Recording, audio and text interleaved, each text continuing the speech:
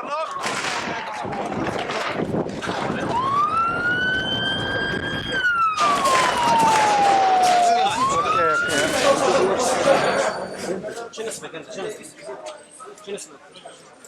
targeting of ambulances, healthcare facilities, systematic attacks, sometimes killings of health professionals, kidnappings, a whole spectrum of ways in which health workers are being intimidated.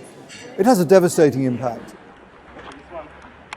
We see that there is an increase in attacks on healthcare workers and healthcare facilities. As a result of that, there's a lot of people who do not have access to the most basic of healthcare. There's a definite lack of respect for doctors and nurses and all healthcare workers, and certainly at the moment in Syria, I was listening to one of the health ministers who said to be a doctor in Syria at the moment is one of the most dangerous jobs in the world. But it's not only in Syria, it's in places like Afghanistan, in Somalia, in the Democratic Republic of Congo.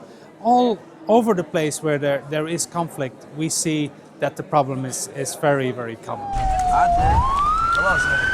Go, go, go, go, go.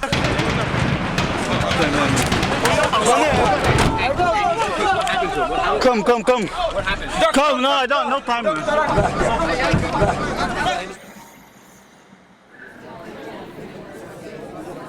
Well, one of the important things that the Healthcare in Danger project does is articulate the duties and responsibility of healthcare workers, and therefore it's important for us both to understand those international ethical norms and also to ensure that our personnel are properly trained to respect those. Ethical boundaries create the relationship of trust which allows doctors and others to actually work with patients in the most difficult circumstances.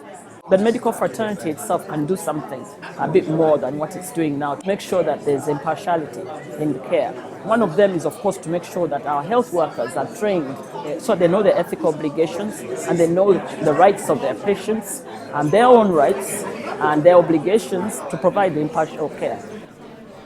Providing that impartiality, demonstrating that very obviously, can be an important protection for yourself and for the institution in which you work.